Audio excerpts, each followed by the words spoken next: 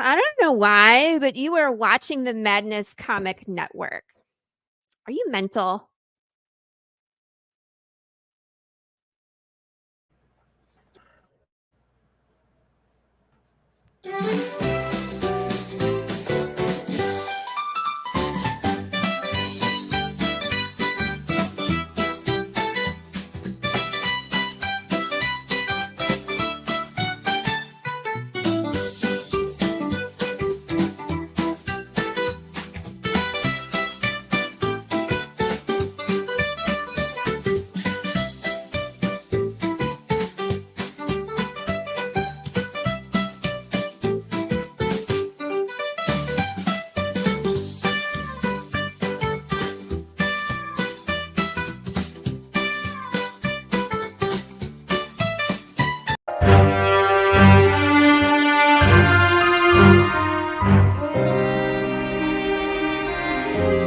Welcome to Based on a True Story, Volume 6, Tales of the Underworld, where true crime collides with the furry, funny, and fierce world of the Dust Bunny Mafia. This brand new 32-page comic reimagines real mafia legends, Mad Dog Cole, John Gotti, and more, through the eyes of our animal mobsters. Think The Godfather meets Looney Tunes, packed with action, humor, and full-color storytelling.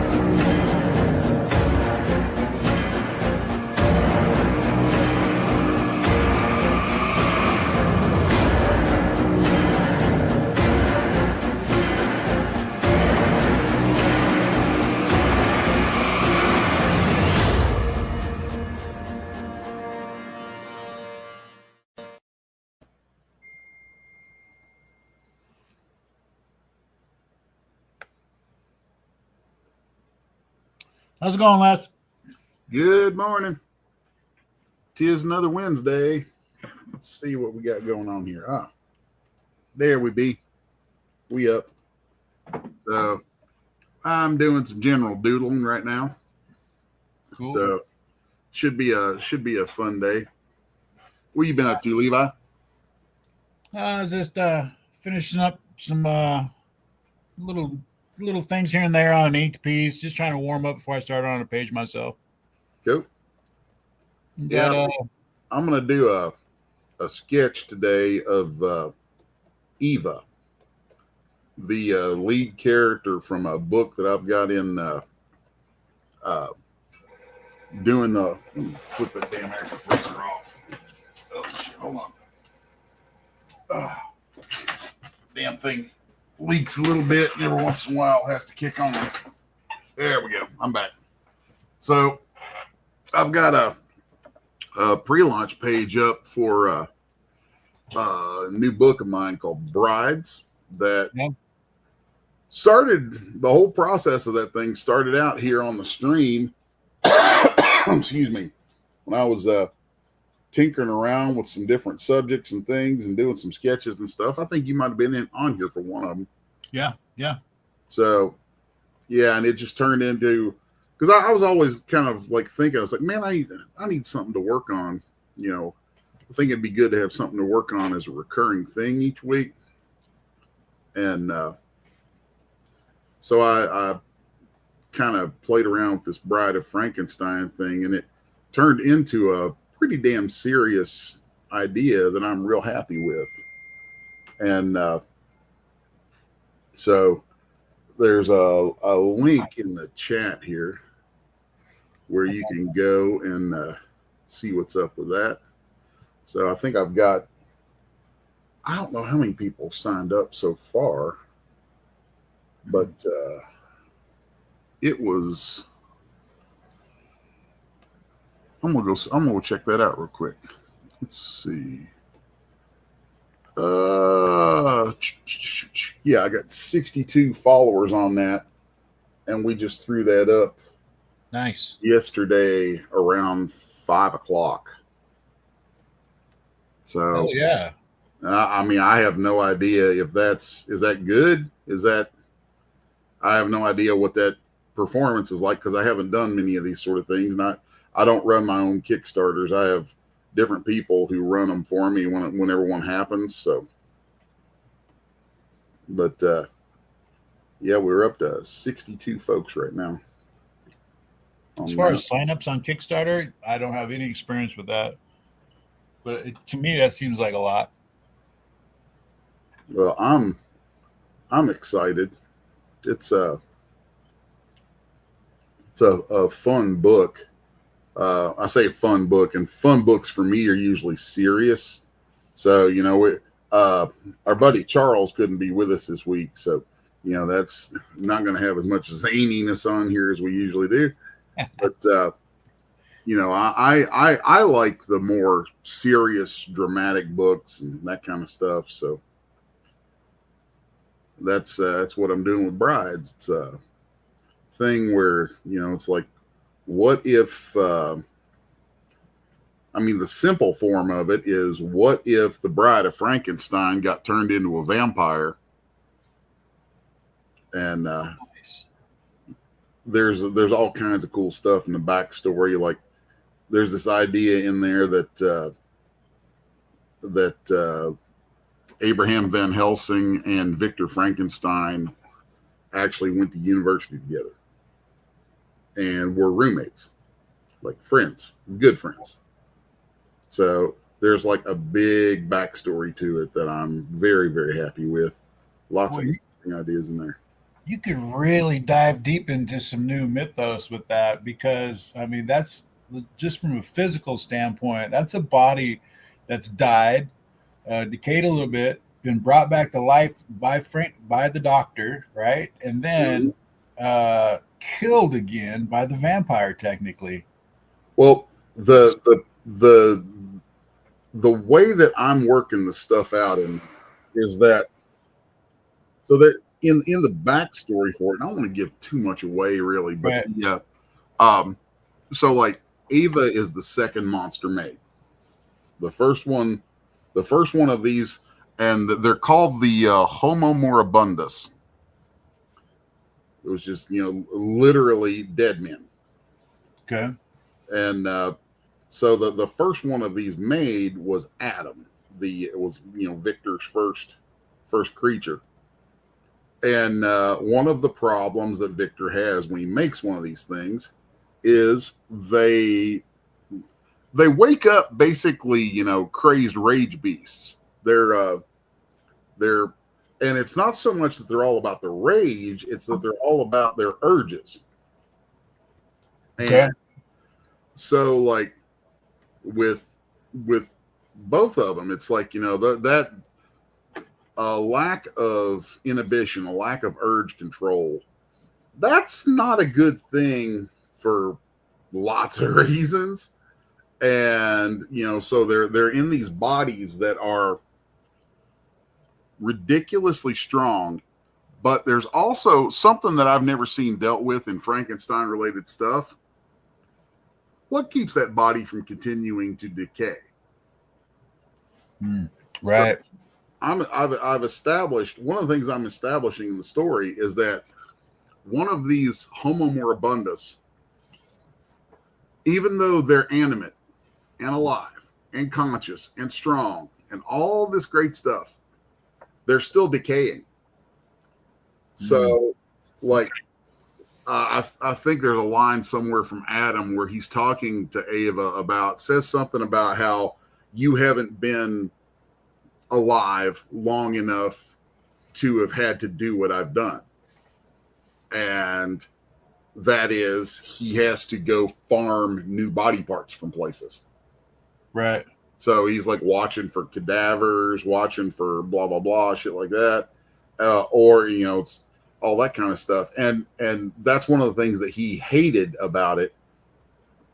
And so, like, one of the little backstory pieces of it is that in his search for a cure for that, he deduces that Victor Frankenstein, you know, had this friend, Abraham Van Helsing, whose exploits Victor has, you know, written about in these journals and stuff. And so in finding out about Van Helsing, he finds out that there, you know, like Adam found out that there are vampires, that there are things whose flesh does not decay.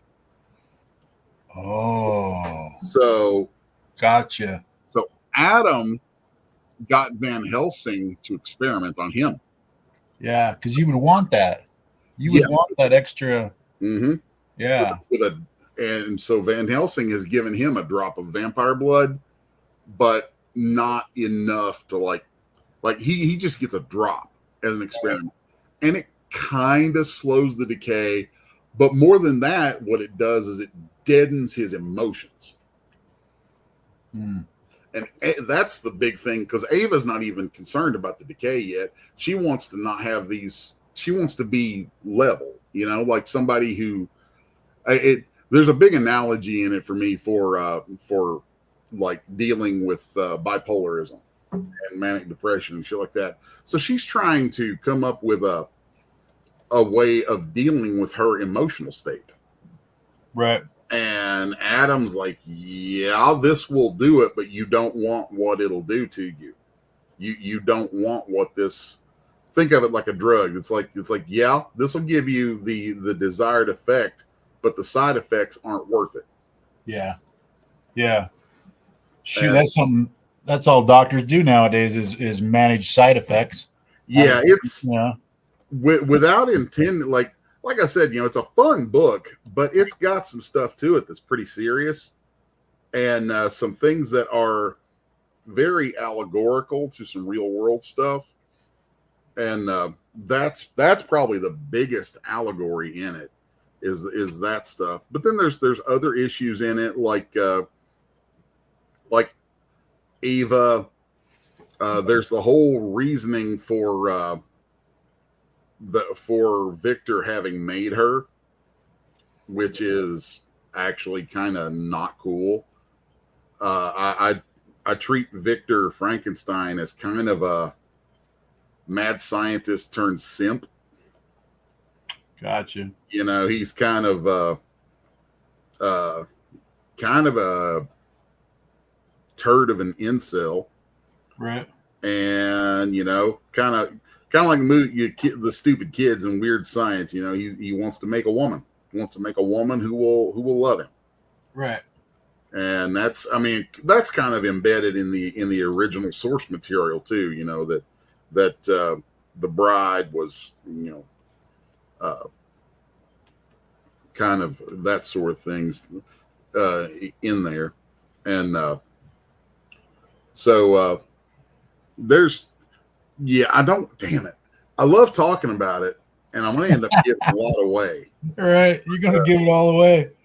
But it sounds like a cool concept. It does. I actually think a lot of it might actually be written on the pre-launch page, the Kickstarter pre-launch page, which is fine. because I don't think it really makes that big a difference when you actually read it. And where did you drop that at? Did you say you dropped that link somewhere? Can we pop that? I popped it in the chat there.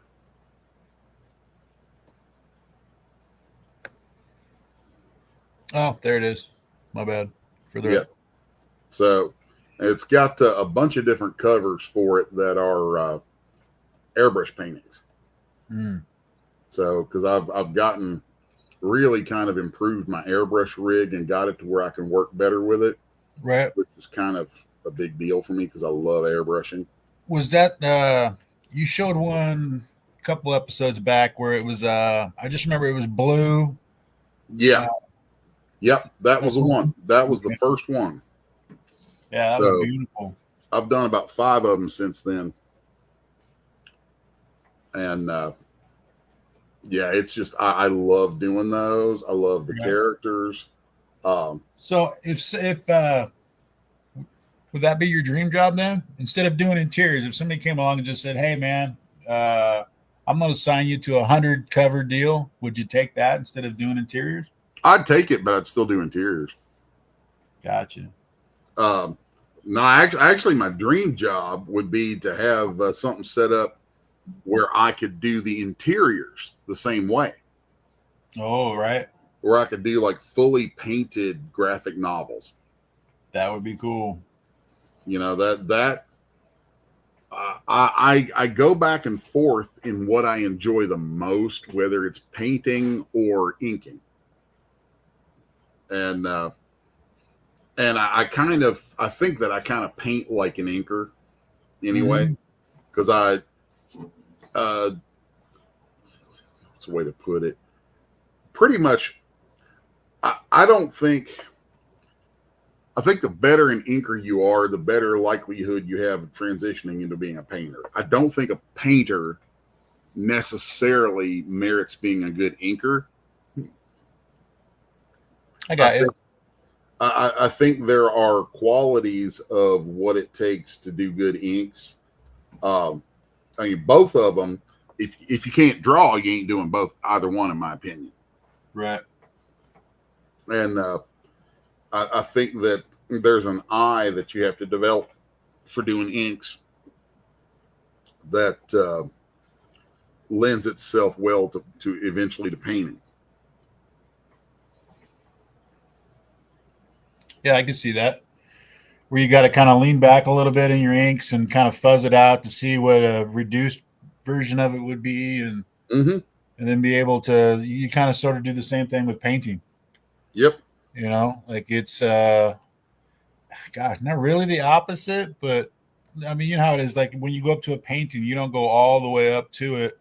You stand about 3 feet from it to get the optimal visual on it. And with inks you go all the way up, but anyway, yeah, no, that does make sense.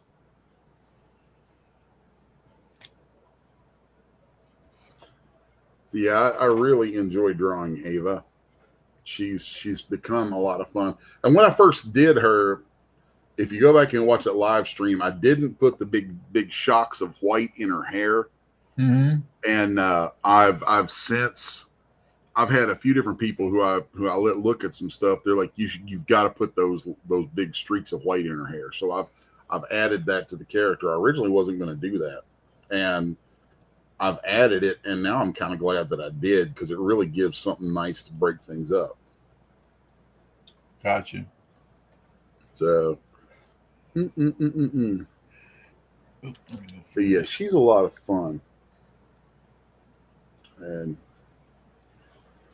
so, yeah, I'm doing, whenever I do one of those paintings, which, knowing me, this may end up being one, whether it gets published or not, it's a whole other thing.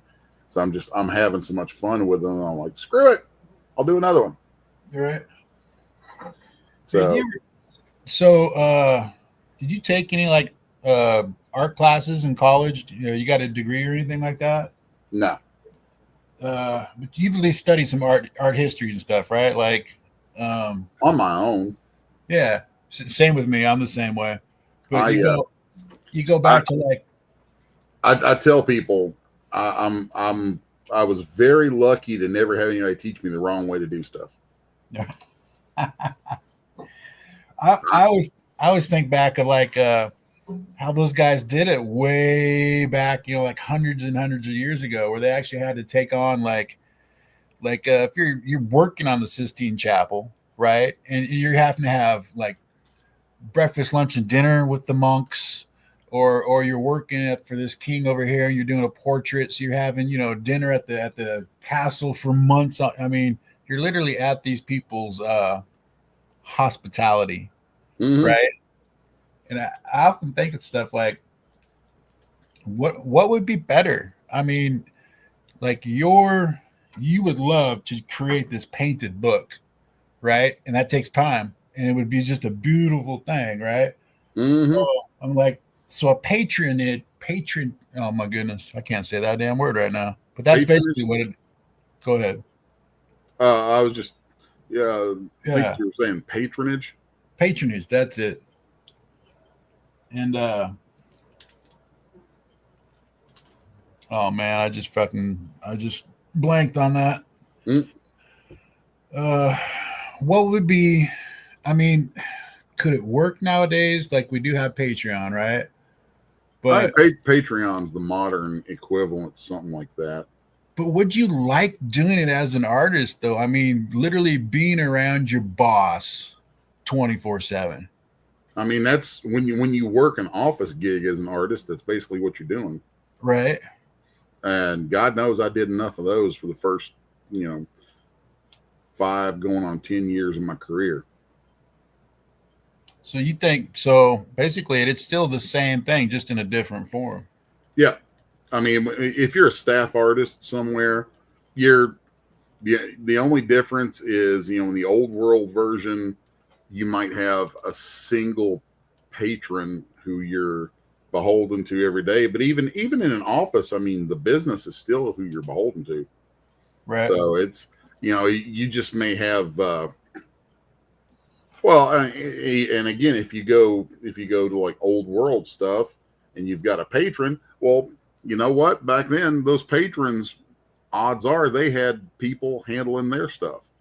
And God knows how many of those people they've told, yeah, work with this artist for me. Just, get what I want out of them. And there's that. Right. So then all of a sudden you got management, Right. So, I mean, it's really, there's a lot of things in the world today that are absolutely identical to what they always were, I think. And we just try and tell ourselves these little stories about how modern and different and we are and how much progress we've made on things, when really it's all the same. Right. So that's why I tend not to get bent out of shape about a whole lot of stuff, and I tend to just, I don't know, it's something about it, man. It makes it easier for me to deal with things. So maybe we're in a golden era then for artists. The fact that we've gotten out from underneath those situations, it might have been like a double-edged sword. Like we're experiencing a new kind of freedom in our own studios, but at the same time, with a lot of us artists without a thumb over the top of us. Oh yeah, well, I mean that's why, like, artists who have discipline and drive, it's like you can be a terrible artist, and if you've got discipline and drive, guess what? There's a good chance you're going to do all right.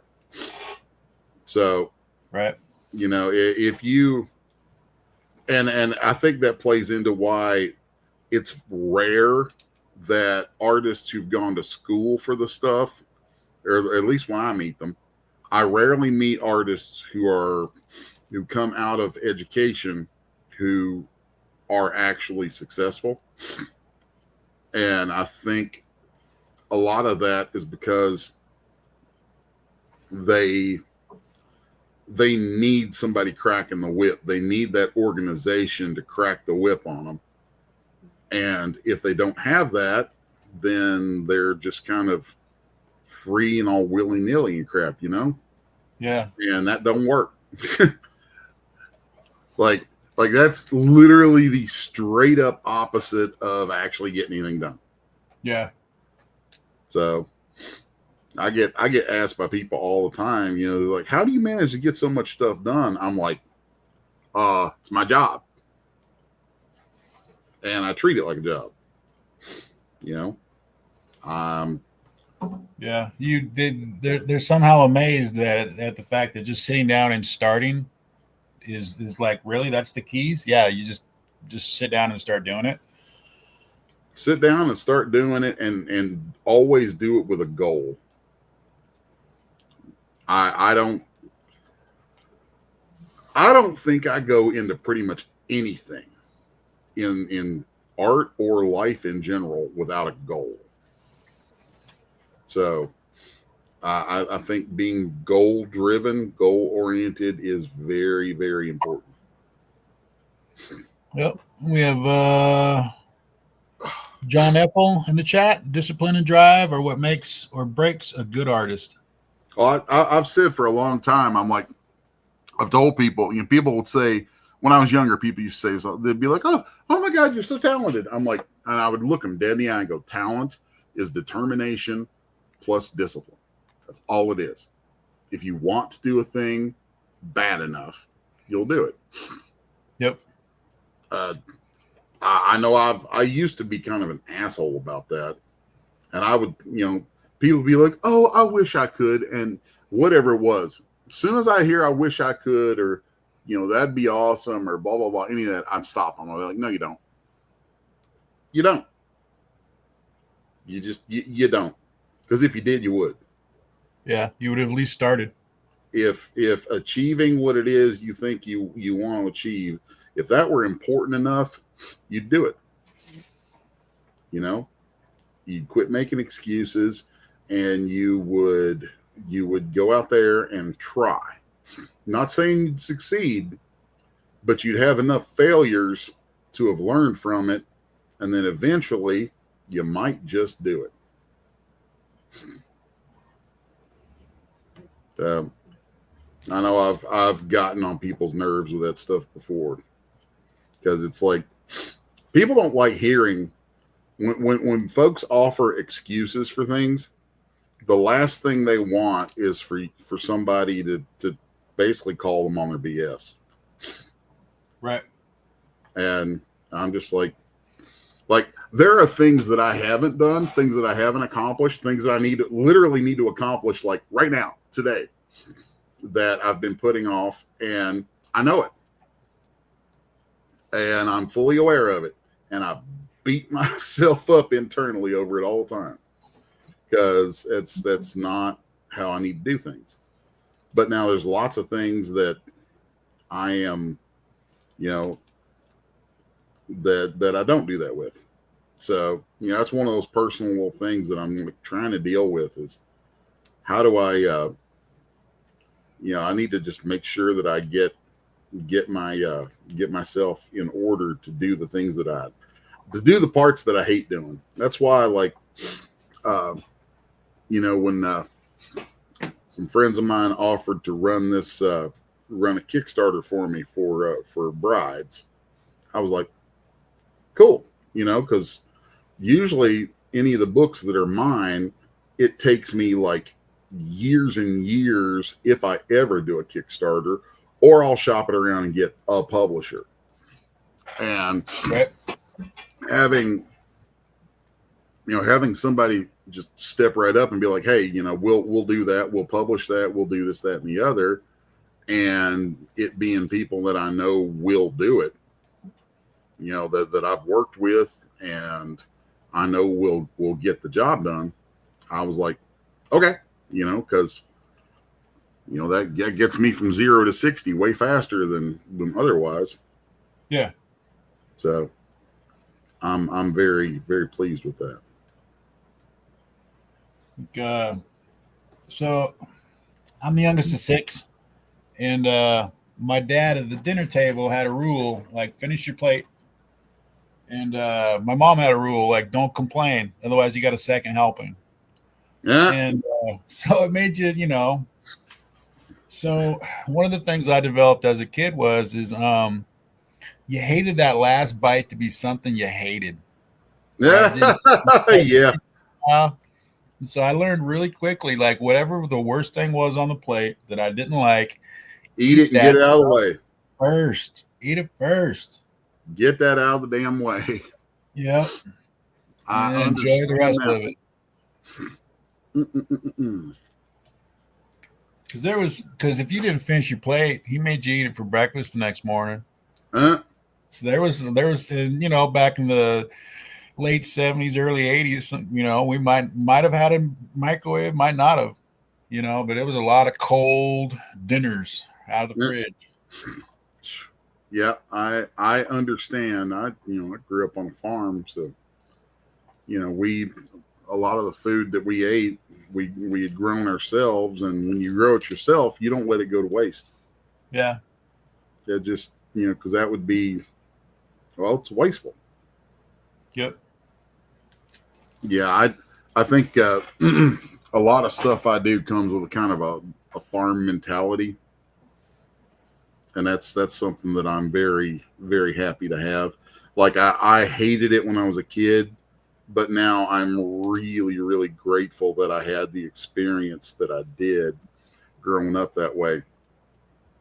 Yeah, one of the things that was important for me with my kids, Cause here is saying, if you did have a microwave back then, it took up a lot of counter space. Heck yeah, it was, man. It was half the size of your freaking oven. I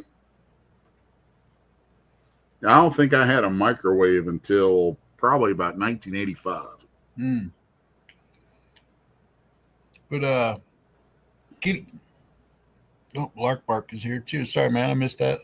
Hello, everyone, and good morning. Hopefully, everyone is having a great fun. Morning, Lark Bark. But when it came to raising my kids, that was important for me too. To have them to be able to do something they don't want to do. And so for 10 years straight, we cleaned the church every Sunday morning. We did it at 6 a.m. So we would, get up at 6 a.m., make our way to the church. And when we got done, we got done. And then there was, come back home and then we service later. But it taught them, and we live, I'm up here in Spokane, so we got all 4 freaking seasons. Didn't matter what the weather was like. You're getting up at 6 a.m. and you're gonna go do work. Yep. So.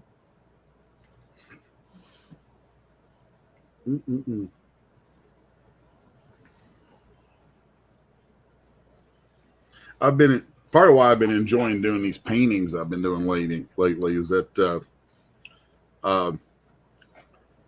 it gets me back to doing a lot of grayscale rendering, which I thoroughly enjoy. So, and the reason I say that is like my methodology for painting is not too far from what I've seen Alex Ross do, though our styles are very different. Where I'll do and this translates well between digital and physical too, really well. I'll do a really, really detailed grayscale rendering. Whether it's with maybe inks and washes and maybe even some pencil. That's kind of a nice thing you can do physically is take different pencils and do the whole smudgy thing with pencils and then seal it and then hit it with watered down acrylics, gouaches, watercolors, and any of those you can put through an airbrush. So it ends up having a similar effect to doing to the method I use for. Actually, it's almost identical to how I do digital painting, because digital painting I'll do grayscale rendering like this and get it to where I'm happy with the grayscale, and then the coloring part's actually quick. Right. It's just a matter of blend modes and things like that, which is not a big deal. So it's really pretty satisfying.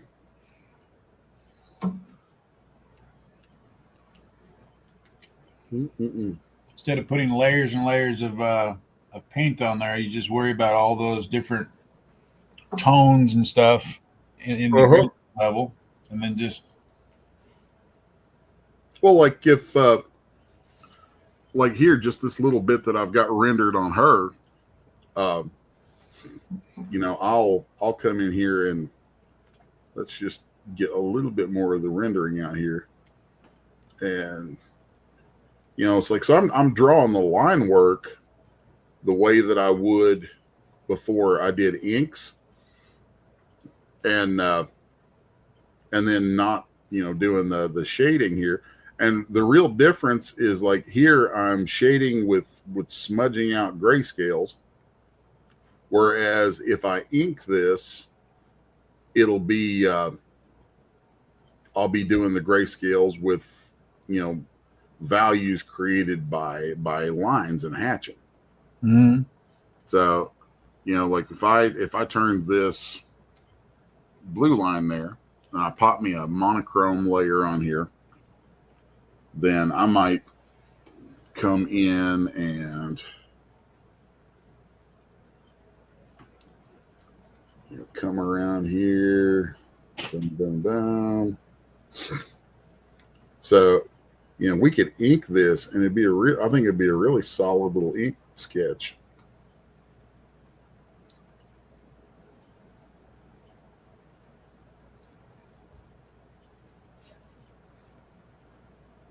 I'll go, whenever I start doing the really accurate stuff, I go real quiet.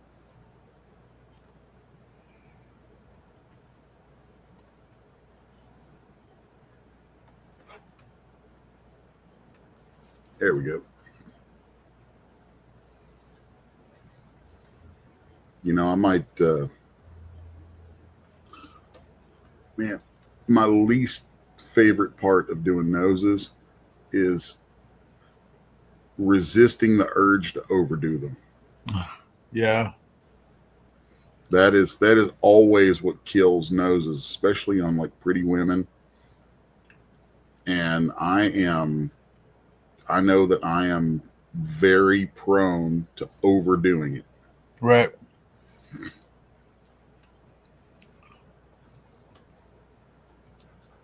So it was last week when we were talking to Tim Vigil. Yeah. And just some of his female faces, it's just, he walks that line of like walking right up to that line of almost too much, right? His women are just so powerful and expressive and sexy. Mm-hmm. Yeah, see, on this, I think I'm gonna ignore some of those lines there and just little things here and all those little tiny lines do is give you an idea of the plane of that surface. Right. Got you. So what's funny is, like, sometimes if I'm doing a painting, I may actually ink parts of it and get hard ink lines built into it that I'll then come back and paint away from with values of gray, so that the hard lines are just there creating shadows. Gotcha.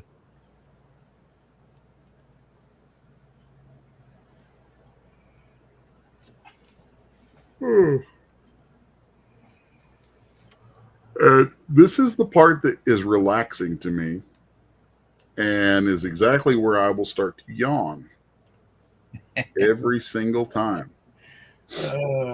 It is, yeah. It's ink. Once everything's down and you're happy with it, ink can become such a relaxing thing. Really is. It to me, it wasn't until like a couple of years ago when I seen those coloring books for adults, and I look a little bit into it, and I'm like, well, wait a minute, you're telling me psychologically it's better to unwind, maybe doing coloring in a coloring book at night versus being on your phone is the worst, or maybe even reading a book to unwind. Mm-hmm. That's what my wife does. She does these coloring books all the Mhm. time. And I keep telling her, I'm like, you learn how to do that on comic book pages. You can make a little money.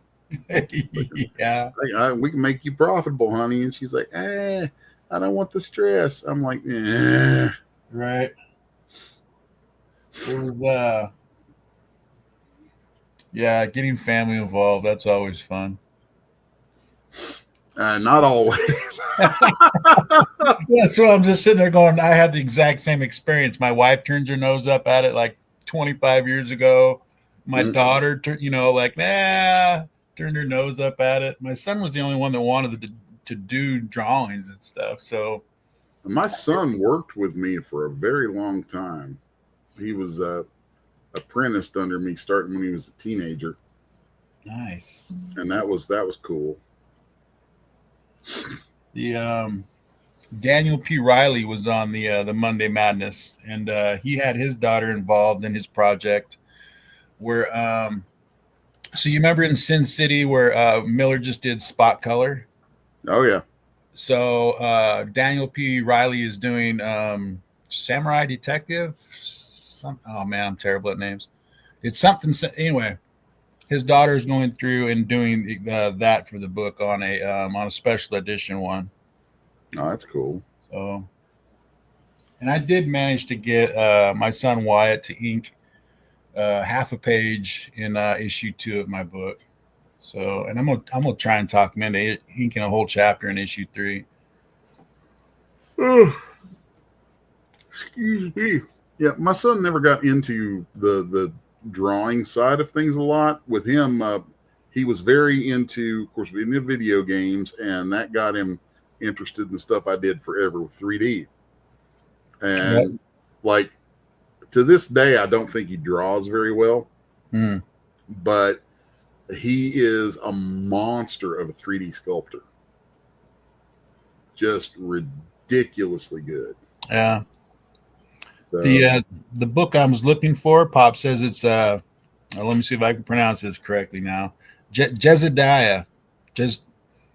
I goofed that up. It's on my comic book right now though. Who did? Oh, wait a minute. Todd Black was the Samurai Detective guy. That's right. That's how I'm goofing on this. My bad.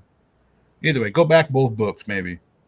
Yeah, I don't know anybody. Yeah. Kind of crazy. Like there's just a handful of folks who I know in all of this. Yeah. And it's kind of weird sometimes because everybody like, oh, it's this person. You do this. And I'm like, dude, I have no idea. Yep. I just do what I do, and kind of.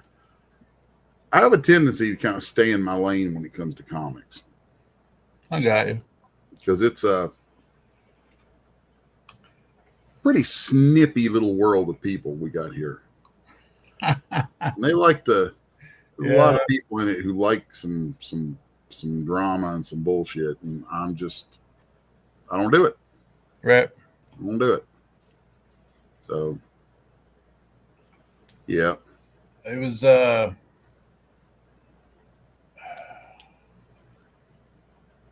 I worked in the studio with Andy Owens for a while.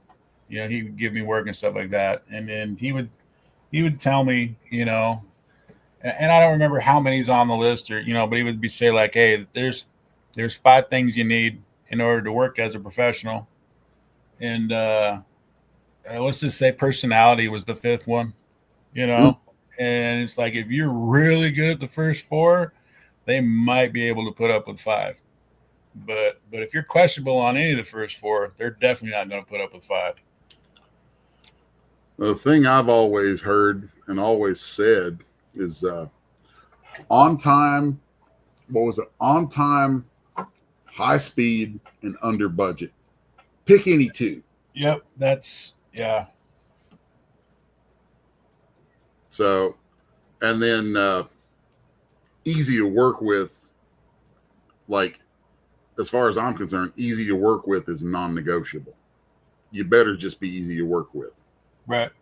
Because you could provide all 3 of those other things, but if you're an asshole, you ain't getting work. Yeah. I mean, I shouldn't say that because I know some people are complete assholes who do get work, but it confounds me. I'm like, why does anybody deal with your crap? There's plenty of us out here who would take that work, who are going to be way more thankful and way more, way easier to deal with. Yep. Oh, so anyway, what I was doing here, the reason I started inking this, because I really hadn't planned on doing it in ink, was I kind of wanted to give an idea there of, how I would approach converting those, those kind of sketched out grayscale values into ink values.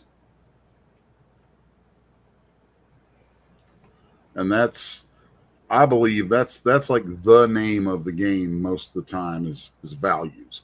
If you're not familiar with what values means when it comes to art, my understanding of it as an unschooled boob is, values are basically the value of light, from white to black.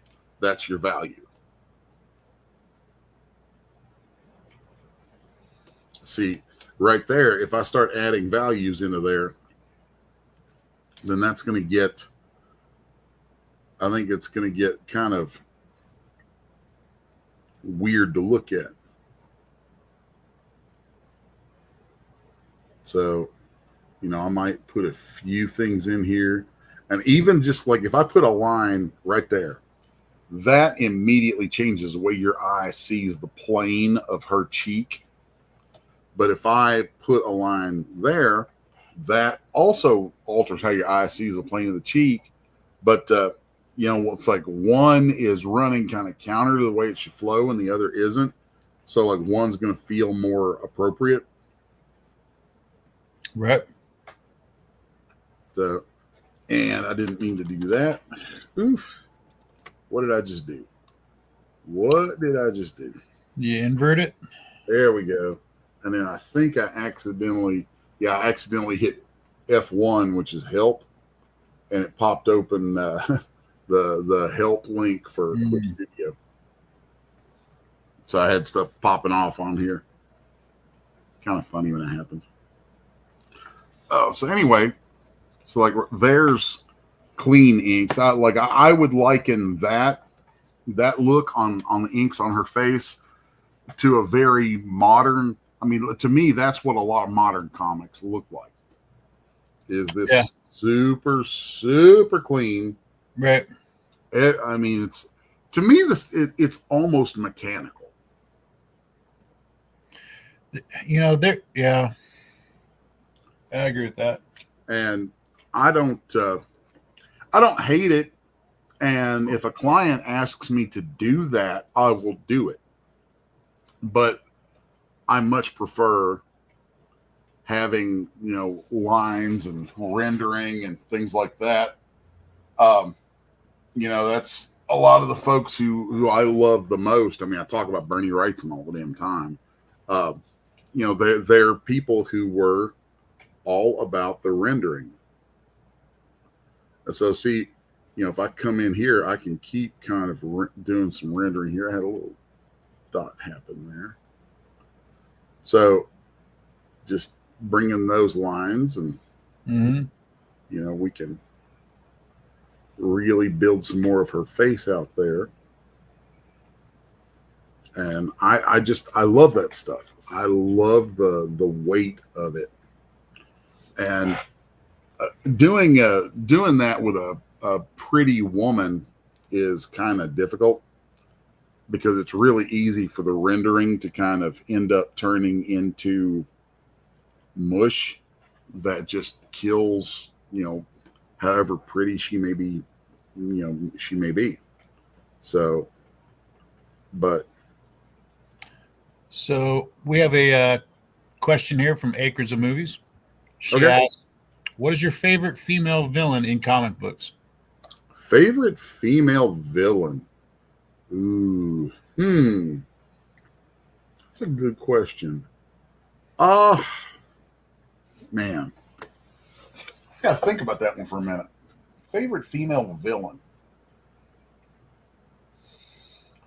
See, there's different angles to this. Like, which one's my favorite female villain's story is probably different than my favorite female villain visually. I would say visually, oh God, visually it's a hard tie for me between Emma Frost and Catwoman. Those are good ones, yeah. So, yeah, Emma Frost and Catwoman.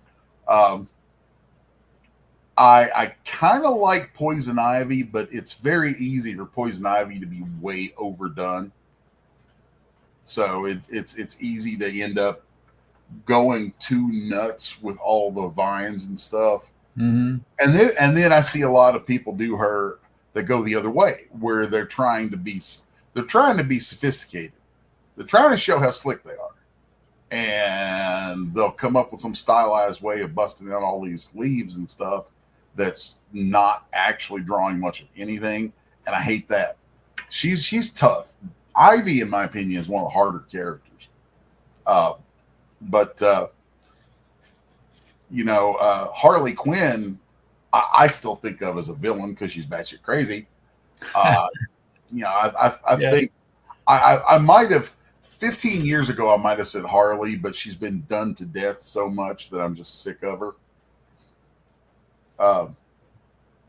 So yeah, I'd say Catwoman and Emma Frost. Mm. So, and interestingly, I think for almost opposite visual reasons, like I love Jim Balent from back in the 90s, but I did not like his Catwoman. I thought it was too much. I didn't like the big hair on Catwoman. Like, and I'm a guy who just as a dude likes long hair on women. I think long hair is elegant and beautiful and it's attractive. I typically, when women chop their hair off, it to me is most of the time not at all attractive. In fact, it's the opposite of attractive. But then you get an exception in a character from time to time. Like for me, Catwoman, the costume does not lend itself to long hair. And I like the short-haired versions of that character. I mean, I really think that sometimes the story to the character plays well to the look. So Catwoman is one. Let's see here. I'm over rendering the crap out of that. I don't like that. Catwoman is one who I actually like. I like a short-haired Selena Kyle. Right. But now Emma Frost. Oh man. Emma Frost in like literally any version of her you ever look at, you have to treat her with elegance. Yeah. And I love that. She's high society. She's all posh and shit. And yeah. It's cool. Yeah. It just makes it, yeah, I mean, there's a reason that she's so popular. Right. There's definitely something to that. Yeah, she's the Paris Hilton of the X-Men. Yeah, that's a good way of putting it. So Acres of Movies has a second question here. It says, if it was the year 2140 and you were your age now and you were on Mars and wanted to build a retro space gym, who are the 4 movie characters you would hire to work at the gym? And then there's a second part to this. She says, hire 1 for checking IDs and managing, hire 1 for cleaning and work, hire 1 for weights teaching, and hire 1 for aerobics teaching. She says, thanks. Oh, well, see, I would just clone Schwarzenegger into different characters he's played for all 4. Like, there'd be Dutch from Commando. He'd be management. He'd be running the show. There'd be, I can't remember the character's name, but let's see, there'd be Conan Schwarzenegger for actual bodybuilding and weight training. Let's see, 2 other jobs. I forgot what the other 2 jobs were, but there'd be, oh man. Yeah, I would literally pull 4 different Schwarzenegger characters for all of those, just for the sheer comedy of it. I got to jump in on this one too, and I'm still struggling for all of them. But I would hire Stallone to check IDs at the door. Yeah. I would hire Mrs. Doubtfire to clean and work there. And I would hire I can't decide. I think I would want to hire Jim Carrey's what's the one where he's a lawyer that can't tell a lie? Oh. I would tell I would want him for aerobics. So the weight one, I'd probably go with Schwarzenegger. You can't go wrong with Mr. Universe, like actual Mr. Universe. But I see, and I could do the same thing, like 4 different Stallone characters for those. It'd be like Rambo for one, Stallone from Cobra for another. God, there was something where he played a gangster, and then there's like recent stuff. Yes, I just seen that. Just showed up in my algorithm on YouTube. Where he's the gangster. In the what is that show called? It looks interesting. Acres of Movies. You have to know what we're talking about right now. The Stallone movie where he's a gangster in the 1920s or 30s, and the guy comes and he wants to marry the daughter of Stallone, and he's been the accountant that's been embezzling money from Stallone. What is that movie? Acres of Movies. Help us out. Yeah, that scene just showed up in my shorts on YouTube like yesterday, the day before. I'll tell you a Schwarzenegger movie that I never hear anybody mention, but I absolutely love it, is Raw Deal. There's Raw Deal and Commando, both of those. Raw Deal. Yeah, Raw Deal is, he basically turns into a vigilante against, like the mob. And it's got a real, it feels, I remember when I was a kid and it came out, it felt to me like a Punisher movie without actually being the Punisher. And it was freaking good. Like, I really should go back and watch it again sometime, because it was, I hope I'm not misremembering it. I always hate it when it happens, when there's something that I remember as being really good, and I go watch it again and go, wow, that was terrible. But he actually had a few movies there. Raw Deal was one where I enjoyed his character in it so much. Commando, that gem that brought us Alyssa Milano in her first movie role. Right. That was a fun movie. And it actually had the, let's see, who was the guy?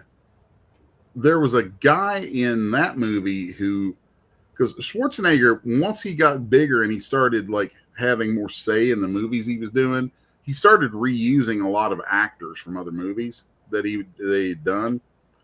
And there's like this one dude who plays in Commando, who was in a bunch of other stuff, or in something else of Schwarzenegger's, and his part got cut down like to nothing. So Schwarzenegger gave him like the lead villain role in the Commando. Can't remember now. Is that the same guy? He's got blonde hair. I think he was Australian.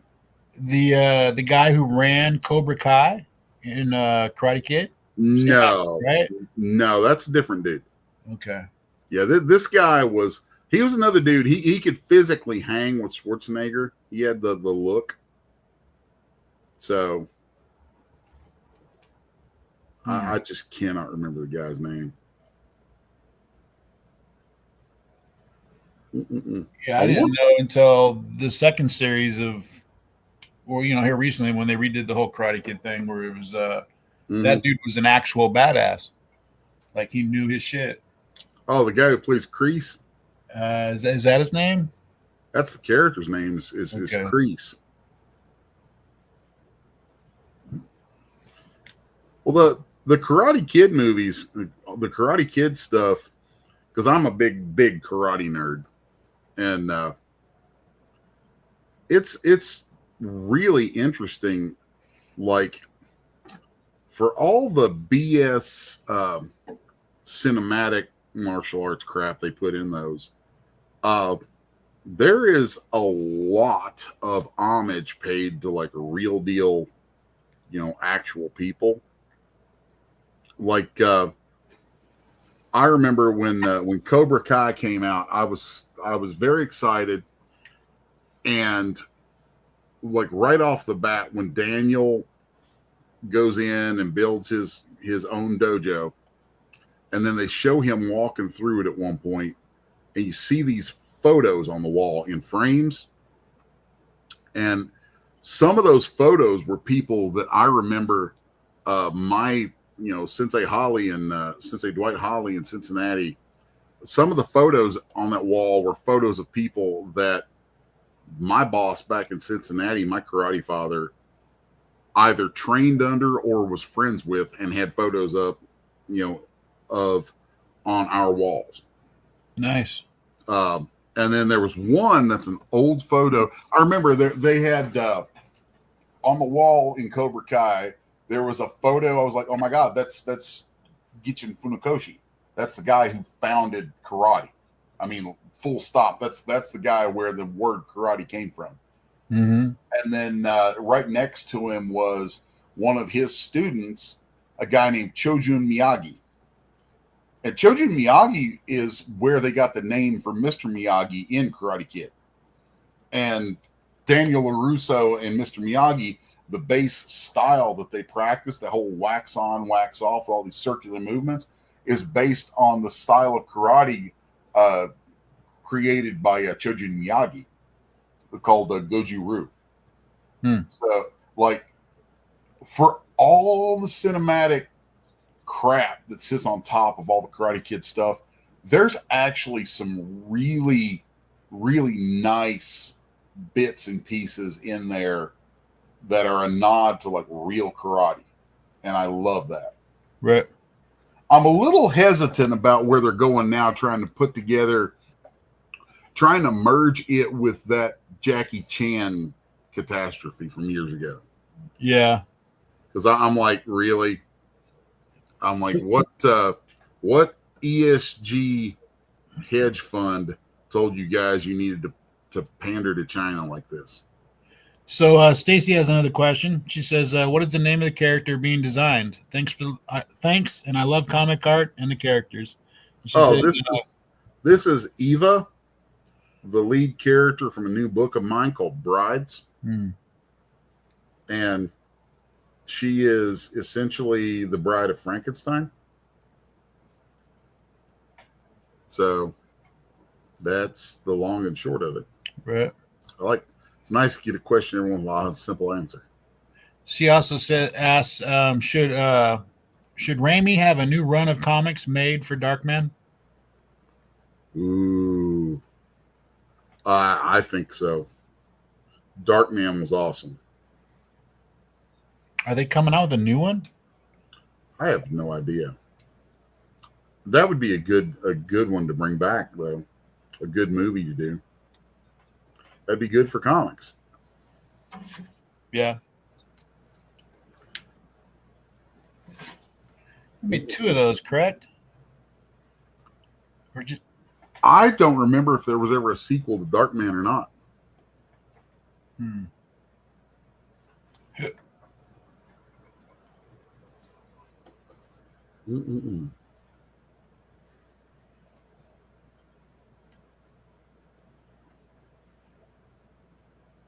Yep. Stacey says she enjoys discussing comic books and their characters. Yeah, so do I. It's kind of why I'm here. I'm kind of enjoying, having a little more open discussion like that today. It's cool.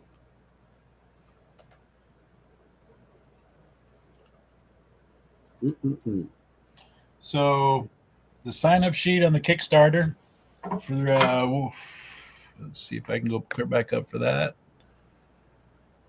is right here.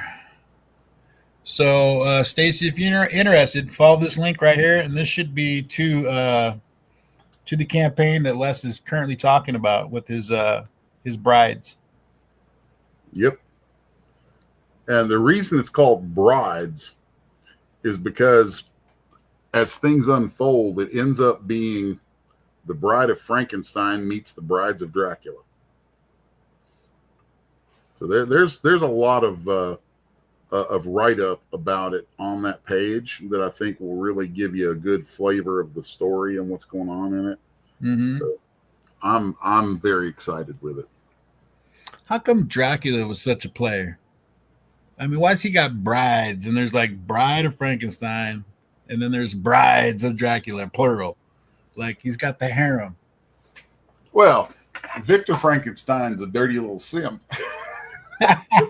He got one. He created one because he couldn't get a real one, and then she is like, "Screw you! I don't want anything to do with you." Right. So Victor is kind of the OG simp. Really sad character. The way that I'm writing him, he's really a sad character. And Dracula, I mean, so Vic is the pimp, Drac is the simp, or Vic's the simp, Drac's the pimp. Gotcha. Drac's got it going on. You know, live forever, do what you want. I got all the money, I got the castle, you know. I got fat stacks for y'all to dress however you want, you know. I wonder what kind of investment plan was Dracula under? I mean, in order to maintain that lifestyle over that expanded time. He is a Wallachian noble. He come with mega land holdings right off the rip. Oh, there we go. So Dracula's charging taxes then. Oh yeah. Actually, the real character of Vlad Tepes is a pretty baller dude. I mean, there's stuff that Stoker put into Dracula, you know, based on Vlad Tepes that is, he played with it, but there's some real stuff about that guy that is just legit. Like there's that whole thing too with the about how he was fighting against the Sultan from I'm gonna butcher this, so from the Ottoman Empire. Okay. And the Ottomans were the Ottoman Turks were trying to take Transylvania, or what is modern, or what became Transylvania was, or I can't remember if it was Transylvania first or Wallachia first, but they were trying to take that, and yeah, Vlad wasn't having it. That's where the whole Vlad the Impaler thing comes from. Gotcha. Which I really dig the lore around that. Because dude was baller, man. He, you know, not taking any crap. And that there is a whole thing. I'm trying to remember now because I've got to go back and study this stuff up again. It was either Vlad Tepes was like Vlad the Third, I believe. If I'm not mistaken, as a boy, he was given over to the Sultan of that empire. He was given over to him as a tribute. And depending on what you read, it's thought that he may have been kept as a girl in the Sultan's, which was a thing that they would do. Right. That he may have been kept living as a girl in the Sultan's harem, which means terrible things would have been done to him. Yeah. Terrible.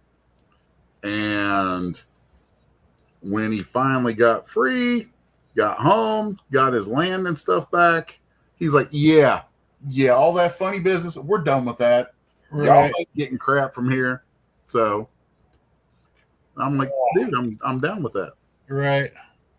Kind of makes sense of the impaling, right? Yeah. Yeah. It's like, you like stuffing stuff up butts? Here. Yeah. We're gonna give you back a little bit of that, guys. Stacy's got another question. She says, "What is your favorite comic book storyline featuring shaman?" The only shaman I'm familiar with was the Alpha Flight shaman. Am I missing another shaman? I'm thinking about Shaman's Tears from Mike Grell. Oh, Mike Grell, yes. Yeah, Mike Grell's good stuff. Yeah. Yeah, Shaman's Tears was great. Yeah, I don't know. When it comes to shamanic characters, I got a soft spot for my book Homestead. There's a real baller shaman in that who's kind of a catalyst for a lot of the story. Mm-hmm. So apparently, Stacy, we're talking about the right shaman one, and she totally agrees with you, Les. Talking about Shaman's Tears? Yeah. No, don't do that. Let's see. Yeah, usually at conventions and stuff, I was on a Captain America kick for a long time where I'd be like, just, go commission an artist. You're like, yeah, give me your Captain America. And Grell was one of those ones where it was like I broke it immediately, and I told him, I'm like, look, usually I say Captain America, but really I want you, what do you want to draw? And he's like, well, Green Arrow, of course. Yeah. I mean, it's Mike Grell. It's like Green Arrow. There you go. Yeah. I'm like, then that I figured it was Mike Grell. You're going to get the most bang for your buck if he's totally inspired to do it. Mm-hmm. So I'm like, okay, Green Arrow. And I'll honestly tell you, like when it comes down to archers, I prefer Hawkeye over Green Arrow, but that's just because I'm a Cap fan and I love the interaction between Hawkeye and Cap. I never liked Hawkeye. Never. Not in the movies, not in the comics. Like, just never liked him. Always thought that character was so out of place in the course of the Avengers and everything at Marvel. Right. She's got another question here, Stacy does. She's asked, what are your favorite characters or creatures to draw? Werewolves. Straight up. Like, I've that's how Homestead came about. Sort of how Homestead came about. I, like, outside of comics, I actually made a living off of two things primarily for a long time, and that was Lovecraftian creatures and werewolves.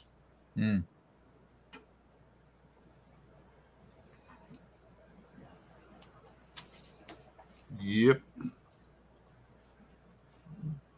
Man, I love Clip Studio so much. I almost prefer inking in Clip Studio as to doing it traditional anymore. Just it is nice. This you ever like take any of the default tools in there and just open them up and see how they're set up? Yeah. Like you go down to the wrench. Yeah, I've got a pen here that's docked in my stuff. Like you'll see, I go back and forth between this pencil and this pen. Those are the two most used tools in here for me. And this pen, like I've got everything that I ever want for a pen is visible in here. And this stuff, man, adjust by speed and post correction. Those two things, like, check this out. If I turn off adjust by speed and I scribble, I get scribbles. Okay. Right. if I turn on adjust by speed, and I keep it set to 2. So, and if I go slow with it, Comes off as like a brush almost. I adore that so much. And I think they stole that from a piece of 3D software. That was the first place I ever saw that done, was a ZBrush. And I use ZBrush a lot for doing, sculpting for collectibles. And, for a long time when 3D was my bread and butter, ZBrush was my go-to for pretty much everything. Mm-hmm. I think to answer Stacy's question here, I think she says many streaming movies and TVs are starting to hire comic book artists to design their logos for their main menus of streaming services. The image you click on to lead you to the movies. Not sure of the exact terminology. I think she's speaking of thumbnails, isn't she? Yeah. Well, it makes sense for comic book artists to be getting work in those spaces because, it's like there's a lot of design considerations that go into what we do that pertains directly to that kind of stuff. Right.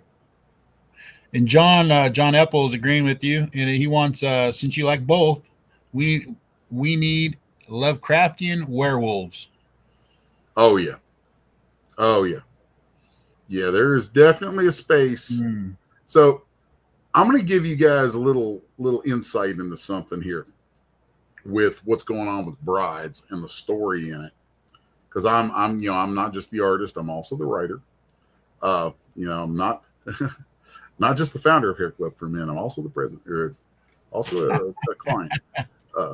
But in Brides, part of what I'm doing is setting up my a kind of cosmology for horror.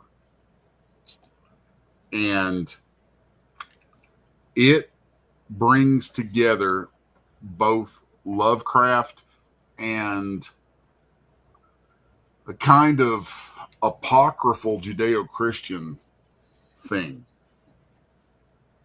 So there's like Book of Enoch, Nephilim, all kinds of wild stuff that goes with that stuff. And in my world that I'm writing, those things and the Lovecraftian elder gods and outer gods, all that stuff, I won't say they're the same thing, but sometimes they're the same thing. And as soon as you put those things together, the context of it and the connotations that it has, it gets wild. So hopefully Brides does well enough that I get to do the other books in the series that I'm wanting to do, because you can bet there will be a werewolf component somewhere, because I've already got Frankenstein and the Frankenstein stuff and the vampire stuff. Man, I had no intention of straight inking that, but then I just got into it and the habit kicked in, and now I'm happy with it. That's the best. I'm sitting here in my mind. I'm trying to design the Lovecraftian werewolf. There's got to be technicals somewhere on there. So I was like, so when the mouth opens, would you split it like the those creatures from what was it, Strange Things or whatever, where they split up the flower and then the technicals come out, and that way, or how would you? Well, right off the bat, inside Lovecraft, there's a creature called a moon beast. Okay.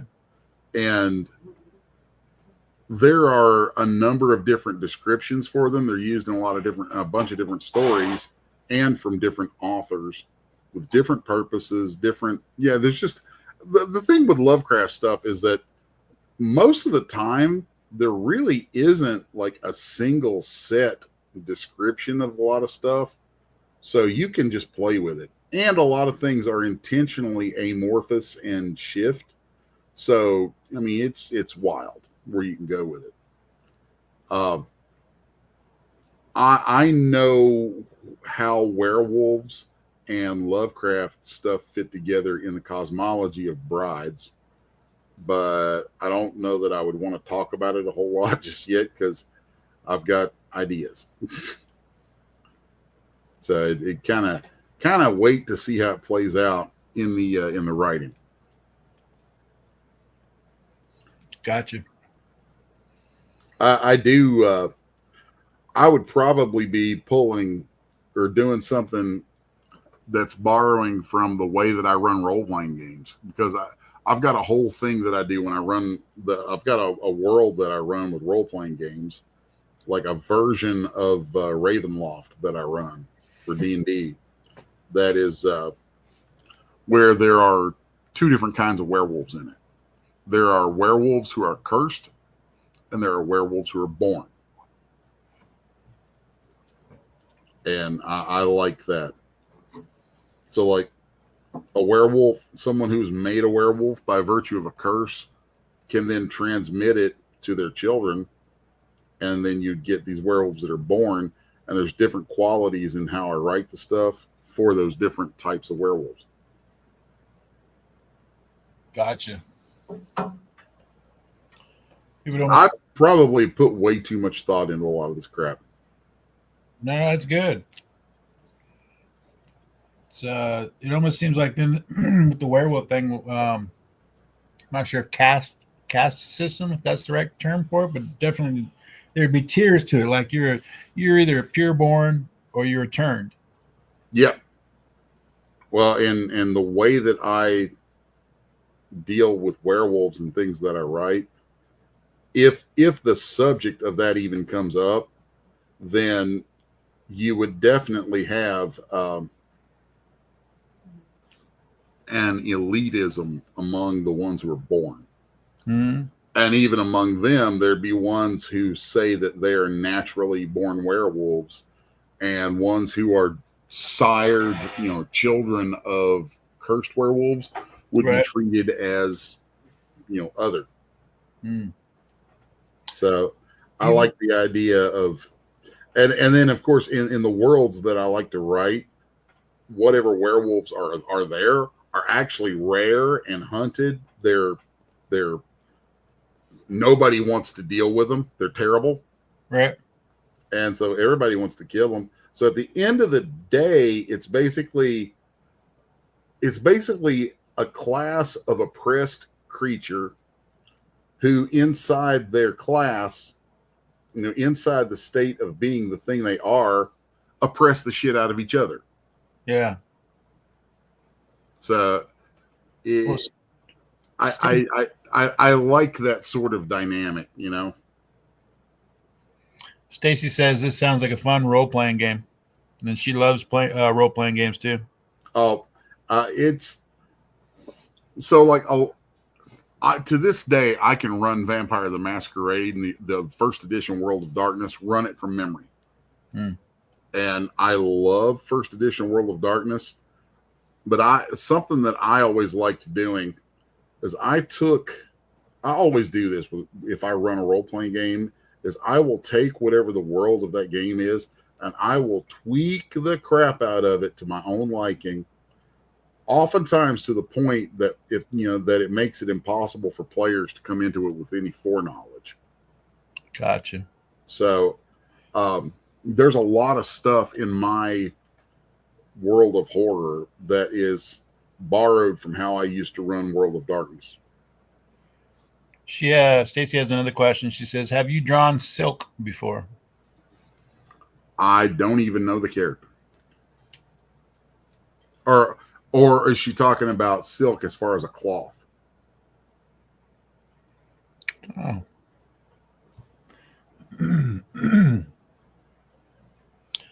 Well, before she responds to that, she says, cool, you should try the Marvel TSR role-playing game or have it on the channel. It's amazing. Has Les played the Marvel TSR RPG?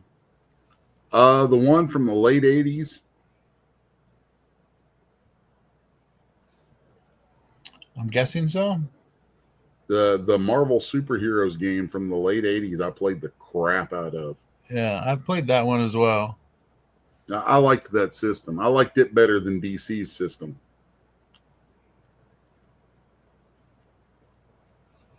Yeah, there wasn't enough nerds in my surrounding area to get multiple versions of like like one of us owned the game and that was it. You know, like there wasn't other nerds that had a DC, you know, and that's pretty much how it was for us until we started the Gamers Guild.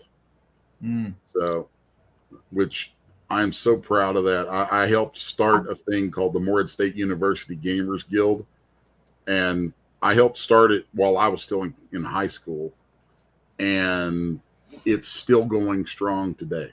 Nice. She says, Silk, the Marvel one. So, yeah, I'm not familiar with the character. I think it's has something to do with Spider-Man. That would make sense.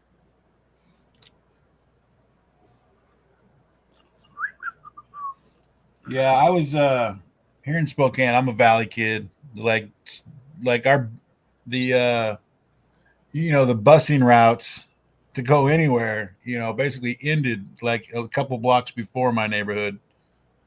So it was, it was extremely difficult to go to the mall or something like that all the time, or hit your local comic book shop or.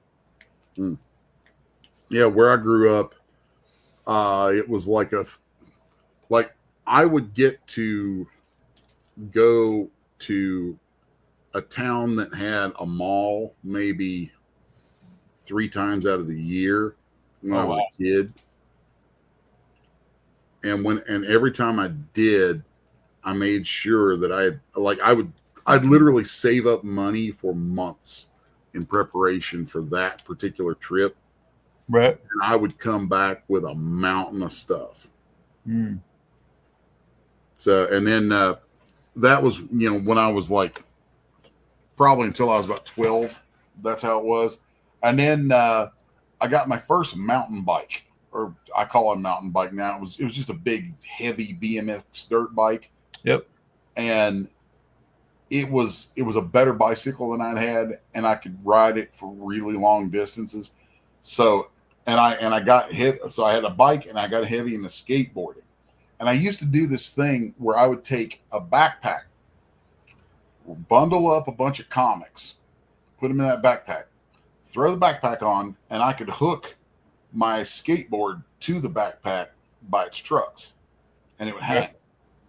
And then I would get on my bicycle with a backpack full of comics and a skateboard, and I would ride that bicycle, no joke, 65 miles. Damn.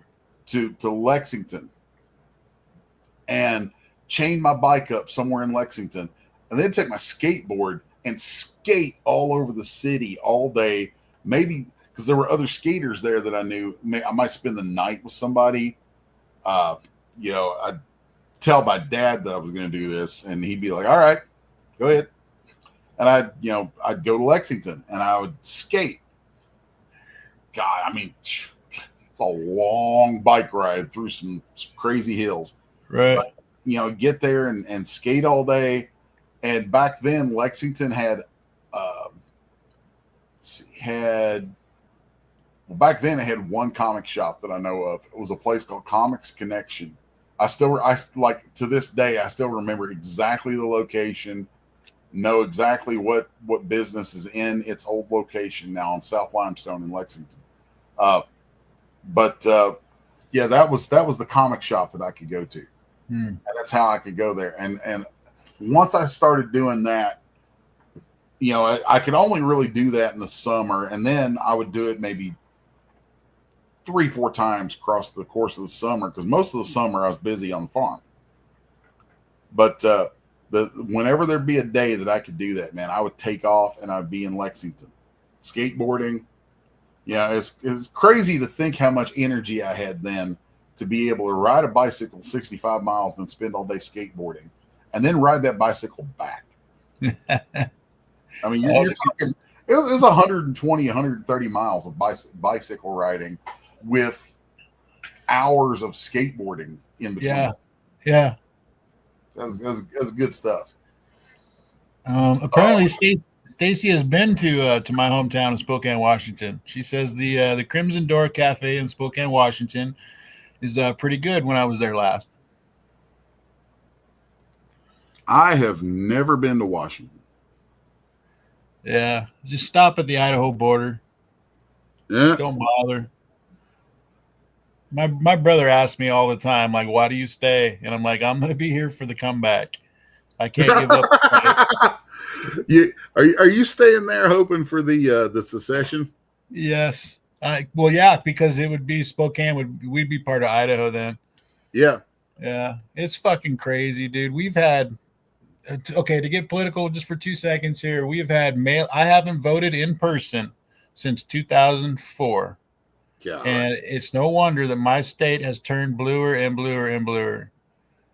That's wild. So enough of that.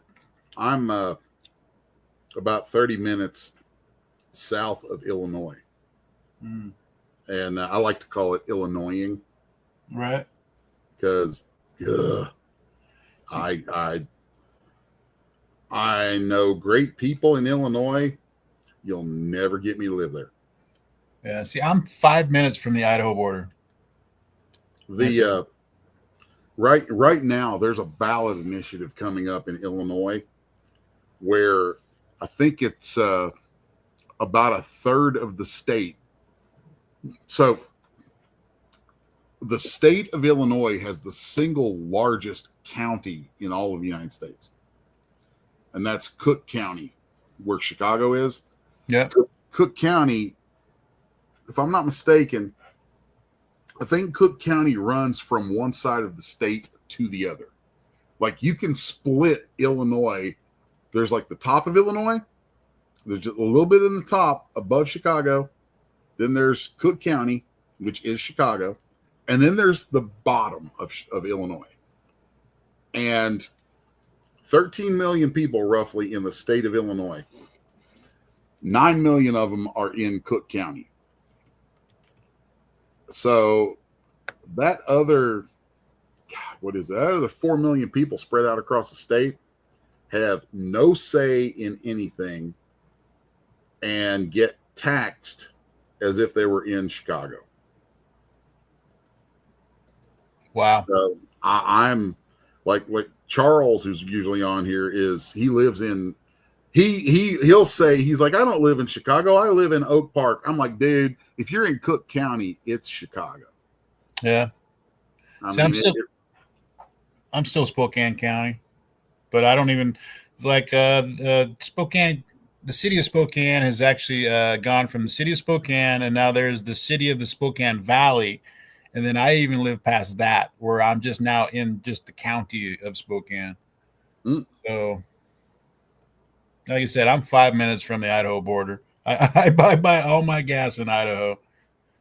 It's $1 cheaper. So Metropolis, Illinois is across the river from us here. And pretty much everybody in Metropolis comes and buys their gas in Paducah. Okay. So Stacy has 2 more questions. She says, first one is, what is the best comic book you have ever read? And the second question is, and I'm excited about this one. Would you like a Waterworld comic? I actually would like a Waterworld comic. I think that movie was unduly maligned and was a lot of fun. So there's that. I seen it in the theater opening weekend, and to this day I still have a soft spot for it. I love that movie. It's a great movie, in my opinion. Dennis Hopper was great. Yeah, I mean, everybody was great. I still do not understand why it got panned so hard. I don't know either. Yeah, I think maybe at the time it was, what sold me on it is like it was the world's most expensive movie ever, biggest budget of all time. Oh, so yeah. That's kind of like, okay, well, it's gotta be good. And then you go watch and you're like, well, it's pretty good, And then you're like, well, I kind of get why the budget was the way it was. I mean, you literally had to bring in porta potties and float them out in the ocean for the Yeah. staff to poop in, you know? So, What was the other question? what is the best comic book you have ever read? Oh, God. And she says, I just mentioned that restaurant was good. I didn't know it would set you chaps off on a political tangent. We're sorry. We're sorry. So the best comic I've ever read might not actually be my favorite. So like my favorite comic of all time, absolutely, is The Dark Knight Returns. I know that's a pat answer that you hear from everybody and your brother, and everybody wants to hear something different. But I'm like, you hear that because it's just so damn good. The Dark Knight Returns is great. That would be my favorite. As far as the best, like I immediately start thinking in terms of technique, both writing and storytelling and art. God, that's hard for me. That's hard for me to boil that down and really pick one that I would say is the best. Even though Dark Knight Returns is my favorite, I'll openly say it's not the best.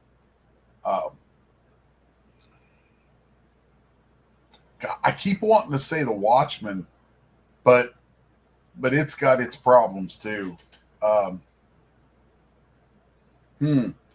Yeah, that's actually a really hard question to ever answer because it's always going to come with facets. It's like, well, this one is the best, I think, with visual storytelling. This one's the best with rendering. This one's the best with blah, blah, blah. Like, there's going to be categories and ways that it all breaks down.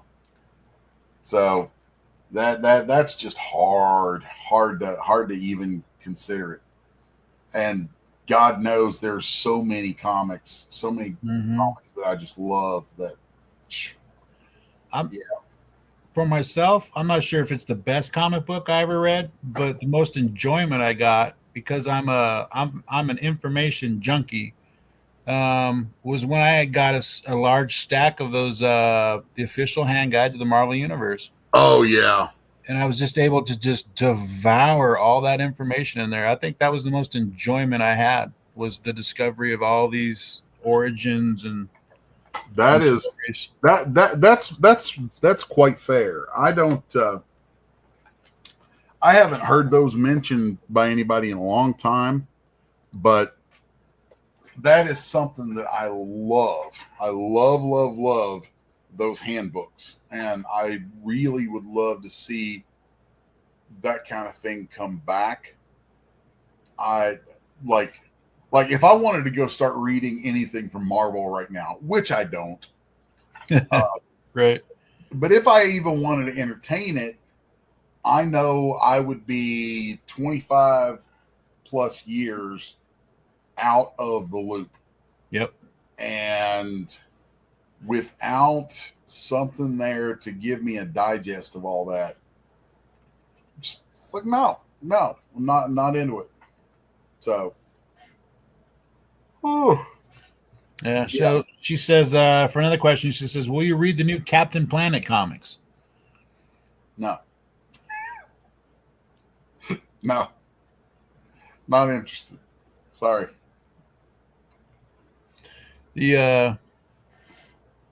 So I got grounded away from my comic books for like quite a while because long story. And what I figured out is those the official handbook to the Marvel Universe was the best bang for your buck. If you were gonna hide a comic book somewhere in the house that your parents didn't know you had, it had the most amount of reading. The most amount of value for what you were the tempting of fate. That's funny. Yeah, of all the things I got grounded from, I never got grounded from my comic books. Yeah, I was doing too much drawing in class, so they figured drawing equals comic books, and it did. so they grounded me for my comic books. So Yeah, I think that's like the last thing in the world my dad would have ever taken away from me. Like, because hell, when I would want him to teach me things about working on cars, he'd tell me, "You're not going to grow up and be a grease monkey like me. You get your ass back in that house and work on drawing or reading or playing your guitar." right. And that's what defined my life. And he had the old guy had a real love for comics. I mean, he didn't collect them, but he was old enough that he came up. I remember him actually sitting with me one day while I'm looking through comics, and he saw a replica of Action Comics #1 that I had, and he looks over and goes, "I remember when my mom threw my copy of that away." Oh my goodness. Oh yeah, made me kind of sick to my stomach. Yeah. But he used to flip through them every once in a while, and a lot of the comics and things that he would pick stuff out for me, and it was a thing when I was really young. He really loved Star Wars, which is funny, given his age because he was so old. But he said it reminded him of when he was a young man, like in his 20s, I believe, Mm-hmm. and would go see the Flash Gordon serials. Gotcha. And that was always a thing. So he was very. I think he had a soft spot for my geekiness, and kind of knew that it was going to be something that if I was encouraged with it, that it would that I could build a life out of it, which I did. So Stacy has another question. She says, what is your favorite depiction of Brainiac? Ooh.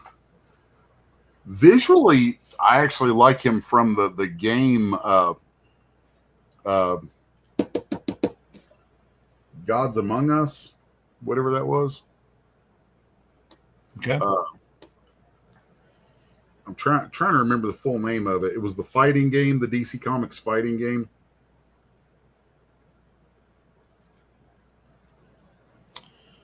Yeah, I'm not too familiar with it.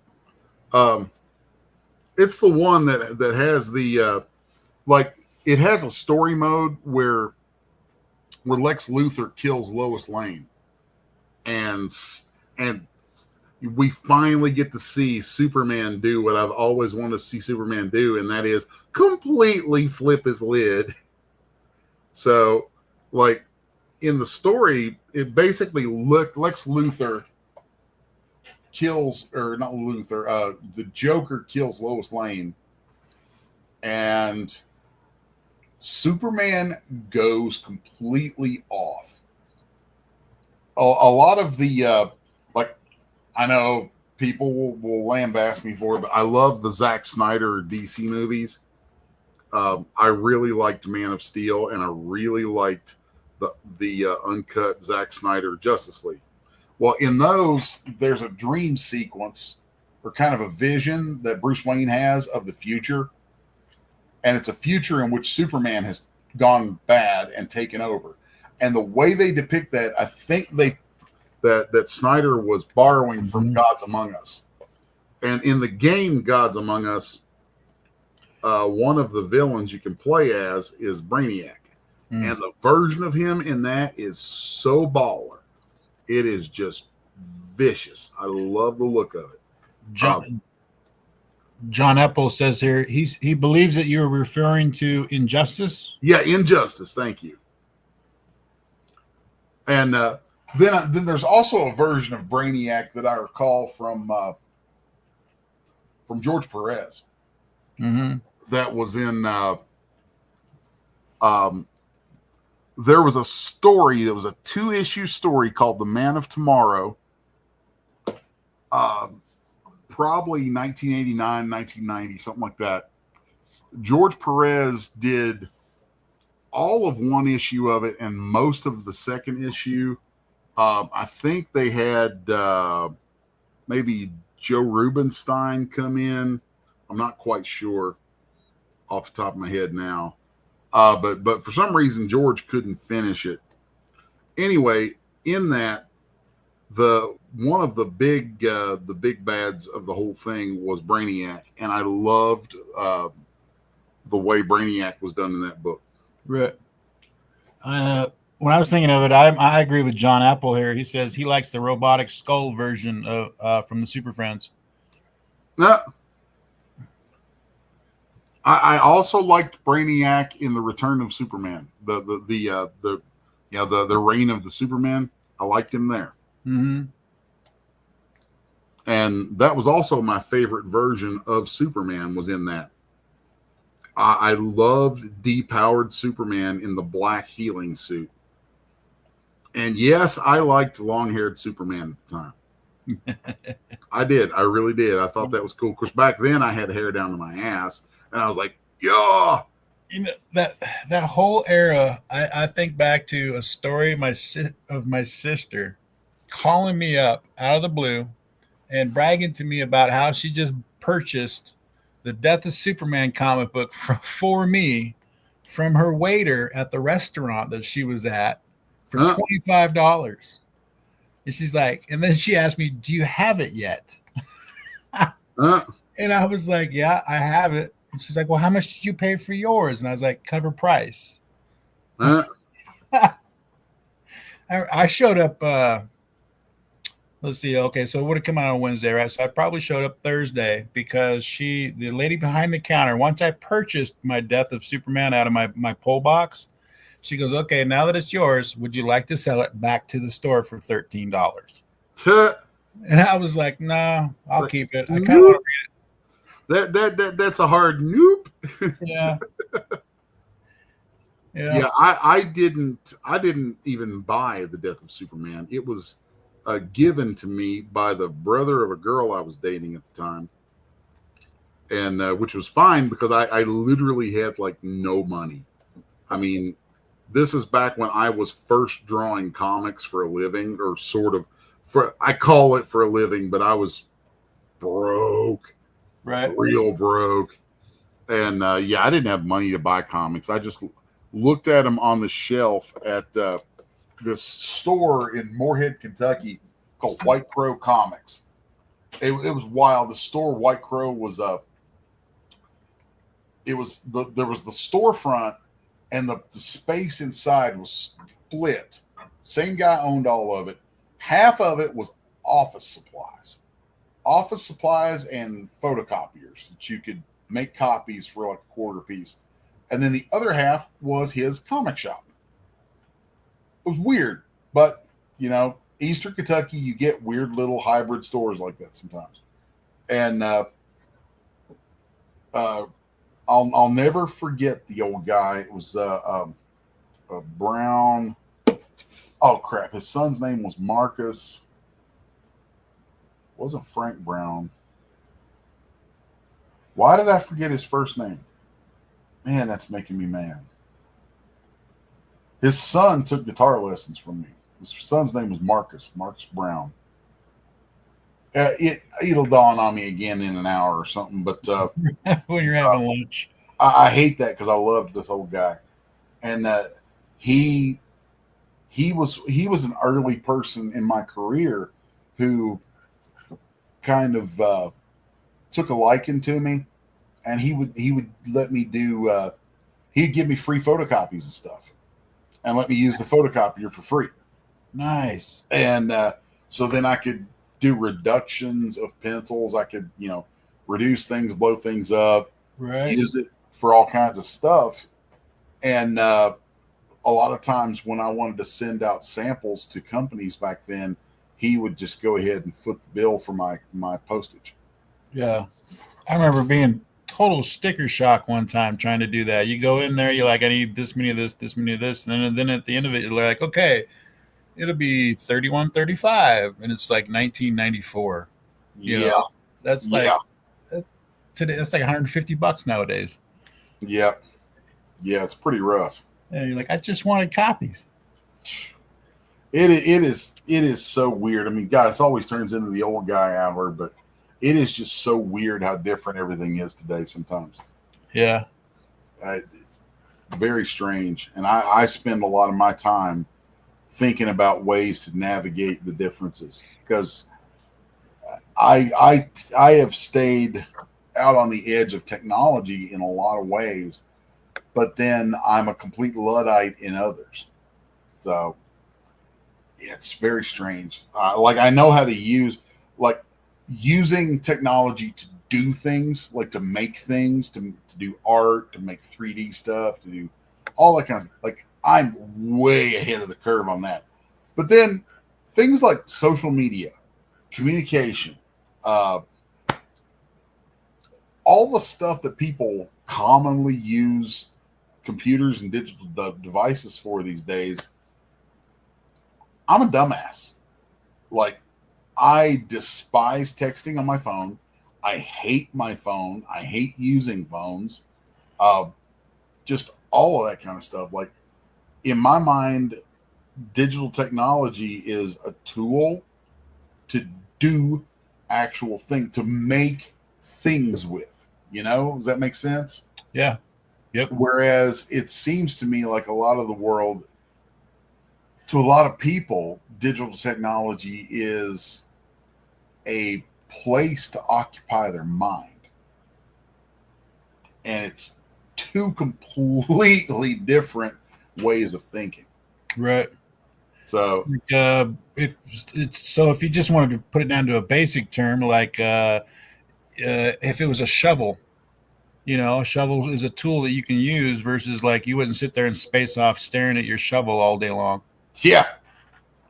Yeah. Like I am just as happy without all the technology, and a lot of times happier, because it means I've actually gotten to a point where I can take a break.